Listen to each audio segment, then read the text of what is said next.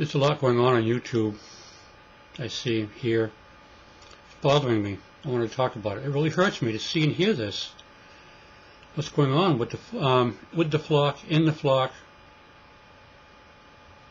First off, I want to talk about, it saddens me to hear and see so-called Christians attacking non-believers, name-calling, belittling, talking down to, beating them over the head with the Bible, the gospel, attacking of the atheists, showing hate, anger, and provoking. It's like it's become a game. You say, well, we're at war with the atheists. It reminds me all too much of the Crusades.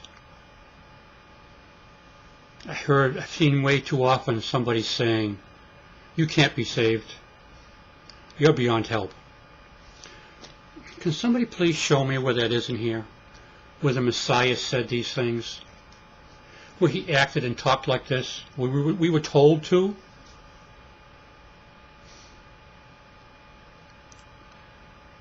Yeshua sat and ate. He supped with the tax collectors, with those of Pharisees branded as being sinners.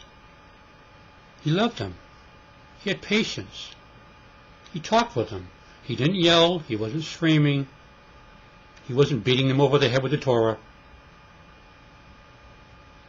Who were the ones that Yeshua had trouble with? The scribes and the Pharisees. Who were the scribes and Pharisees? And who are the modern day scribes and Pharisees? You know, the love of many, we're seeing it now, the love of many has grown cold. And don't ever listen to anyone tell you that you cannot be saved. Brand you, call you a sinner, with their condescending, holier-than-thou attitude, exalting themselves. We're all sinners. We have all fallen short. And it hurts me. I see it, and it's escalating. It hurts me so much to see the so-called Christians, the self-proclaimed Christians.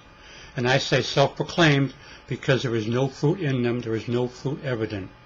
They are not attached to the vine. To see these attacking the flock, attacking the fruit-bearing Christians, for what? To show how smart you are?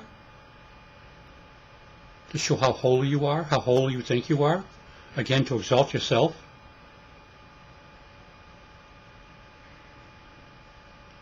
And these self-proclaimed, self-appointed teachers, they're coming out of the woodwork. Listen, you've got to read 2 Timothy, please. I see far too many that want to put us in their own little box and keep us in there. And if we don't believe exactly what their beliefs are, if we don't say and conform to their beliefs, their ways, and they say, oh, we can't be saved.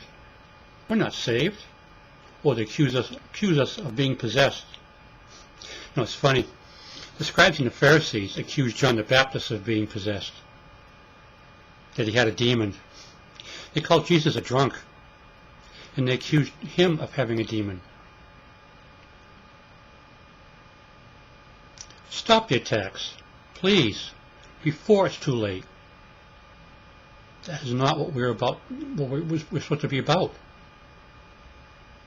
We are supposed to decrease, and he can increase. We don't have to agree on everything. It's okay to have a disagreement. It's okay to go back and forth on a subject. We don't have to turn everything into World War III. It's fun sometimes just to go back and forth on it. And I have plenty of people I talk with that we don't agree with a lot. On the small, what I call the smaller things. It's not a salvational issue.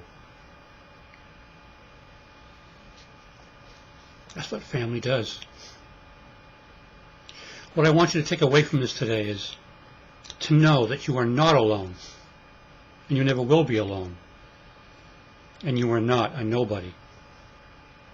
And that Jesus died for you. Yeshua died for you. He loves you, right where you are. And we're given this promise that whoever believes in him should not perish, but have everlasting life. That's the end of John 3:16. That gets overlooked because we hear that so often. And believe and know. Nothing or no one can take that away from you. Or the fact that nothing or nobody can separate you from his love. Isn't that amazing? Isn't that awesome? And Yahweh wants to open up all his truths to you. To us, to me. It's all in here. From Genesis to Revelation. And the true flock, sinners all, we stand together. We laugh, cry, pray with each other, support each other, lift each other up. We are, as I said, we're family. Yes, as I said, it's okay to laugh, and we need much more of this. And I want to end with Luke 18:10-14. 2 men went up to the temple complex to pray, one a Pharisee and the other a tax collector. The Pharisee took his stand and was praying like this: God, I thank you that I am not like other people, unrighteous, adulterers, or even like this tax collector. I fast twice a week. I give a tenth of everything I get. But the tax collector, standing afar off, would not even raise his eyes to heaven, but kept striking his chest and saying, God, turn your wrath from me, a sinner. I tell you, this one went down to his house justified rather than the other, because everyone who exalts himself will be humbled, but the one who humbles himself will be exalted.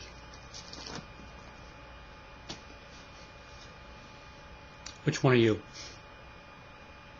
One who exalts himself?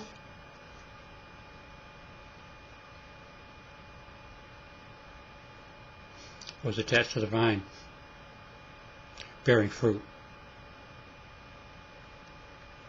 Humble, decreasing, so that he can increase. Agape.